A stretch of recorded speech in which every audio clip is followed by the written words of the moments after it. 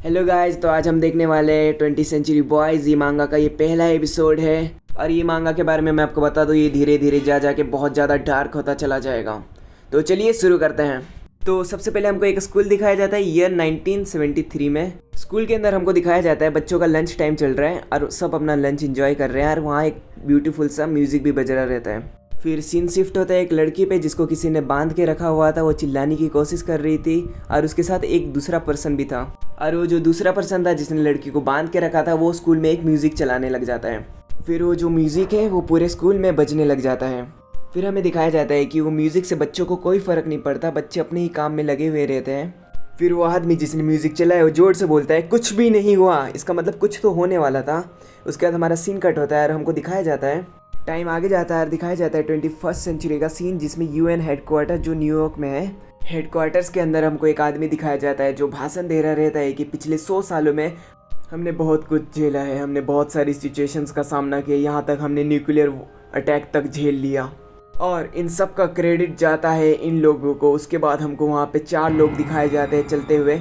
उसके बाद हमारा सीन कट होता है जिसमें हमको एक लड़की सोई हुई दिखाई जाती है। उसके बाद हमें दिखाया जाता है कि वो लड़की एकदम डर से उठ जाती है, जैसे कि उसने कोई भयानक सा सपना देख लिया हो। फिर हमें दिखाया जाता है कि वो लड़की उठ के बाहर जाके बोलती है कि नहीं, वापस ये नहीं। फिर वहाँ पर हमको एक बड़ा सा मॉन्स्टर दिखाया जाता है। फिर उसके बाद सीन कट होता है और हमको ईयर 1997 दिखाया जाता है। फिर हमको एक स्टोर दिखाया जाता है जिसके अंदर हमको एक मेन कैरेक्टर दिखाया जाता है जिसका नाम केंजी है। और उस बच्चे के कारण ही घर पे उसके कलेश हुआ रहता है, उसकी माँ के साथ उसका रोज़ का झगड़ा रहता है सिर्फ उस बच्चे के कारण। तो हमको पास्ट में पता चलता है कि वो जो लड़का है, वो जो छोटा बच्चा रहता है, वो और किसी का नहीं, केंजी की सगी बहन का रहता है, जो उसे छोड़ के चली जाती है और बोलती है कि मैं वापस आऊँगी। और इसी बात पे वापस से वो दोनों जब लड़ रहे रहते हैं तो उनके घर पे पुलिस ऑफिसर्स आ जाते हैं।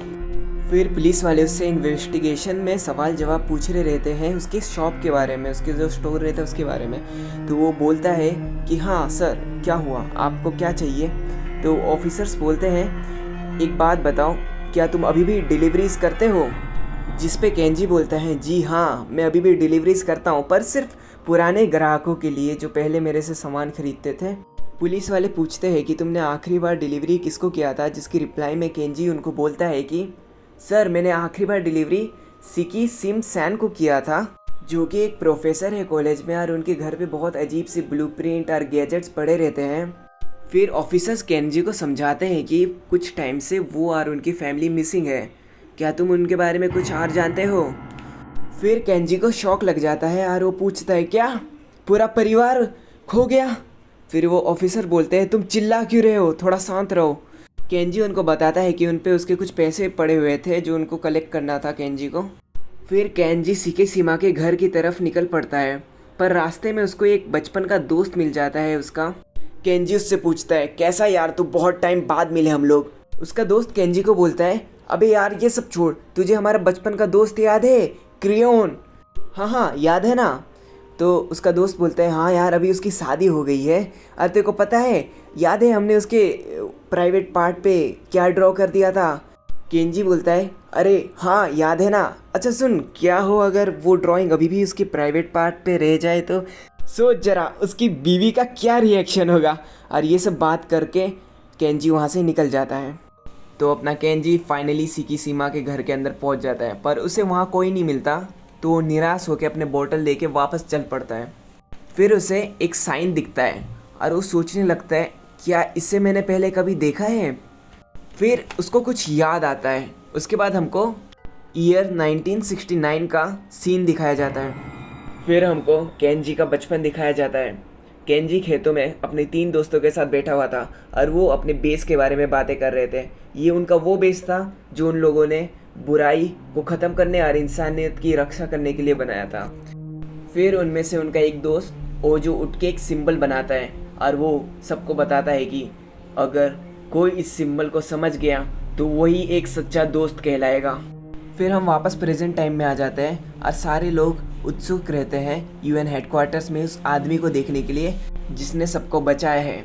उसके बाद वो इंसान चुपचाप से वहाँ पे आके खड़ा हो जाता है और सारे लोग एक्साइटमेंट में आके उसकी बहुत सारी तारीफ़ें करने लग जाते हैं और एकदम से फिर वो आदमी हवा में उठ जाता है और कमाल की बात तो ये थी कि उसके पैर के नीचे भी वही सिंबल रहता है जो केंजी ने थोड़े टाइम पहले देखा था।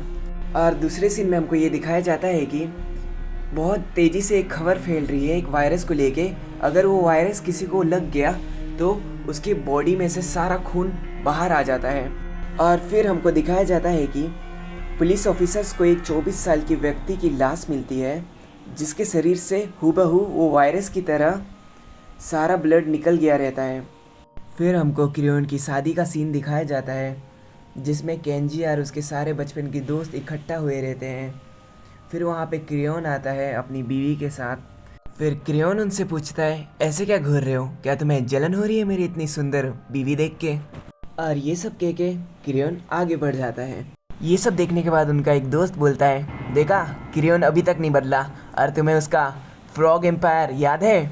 फिर उनका तीसरा दोस्त बोलता है, हाँ याद है ना, जिसका वो राजा था।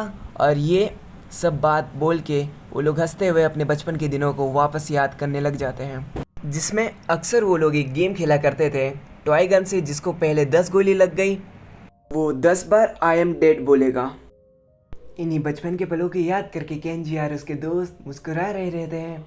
तभी केंजी के दिमाग में कुछ आता है और वो वही आई वाला सिंबल ड्रॉ करके उनके दोस्तों से पूछता है, हे गाइस, क्या तुम लोग इस सिंबल के बारे में कुछ भी जानते हो? और तभी उसके टेबल पे एक बूढ़ी औरत आती है और उसको बोलती है कि ये देखो, ये बड़े संतरे वाली लड़की से तुम शादी करना चाहोगे? फिर उस पे केंजी बोलता है, वैसे तुम हो कौन? बूढ़ी औरत बोलती है, क्या तुम मुझे नहीं जानते? मैं इस टाउन में पिछले 50 सालों से रिश्ते जुड़वाती हूँ। तुम बोलो तो तुम्हारा भी रिश्ता मैं ये बड़े संतरे वाली लड़की से करवा दूंगी, पर उसके लिए तुम्हारी बहन ने जो तुम्हें बच्चा दिया है उसका कुछ करना पड़ेगा। जिस पे केंजी को बहुत ज़्यादा गुस्सा आता है और गुस्से में बोलता है, मेरी बहन यहाँ नहीं है और उसने ये बेबी मेरे भरोसे छोड़ा है, तो जब तक वो यहाँ नहीं आएगी तब तक काना का ख्याल मैं रखूँगा। और हमें यहाँ पता चलता है कि उस बेबी का नाम काना है। फिर हमारा सीन कांजी के स्टोर की तरफ शिफ्ट होता है जहाँ पे काना को एक लेडी उसके स्टोर पे खिला रही थी और उसकी माँ से बोलती है कि केंजी की तो अब शादी करने की उम्र हो ही गई है। जिस पे केंजी की माँ बोलती है, केंजी को कोई फर्क नहीं पड़ता, एक दिन वो अपनी माँ को भी छोड़ के चला जाएगा। और फिर हमको दिखाया जाता है वो लेडी काना के साथ एक गेम खेलती है जिसमें काना 10 में से 10 बार सही जवाब देता है कि बॉल कहाँ पर है उसके हाथ में। और ये सब देख के वो लेडी बहुत ज़्यादा चौंक जाती है।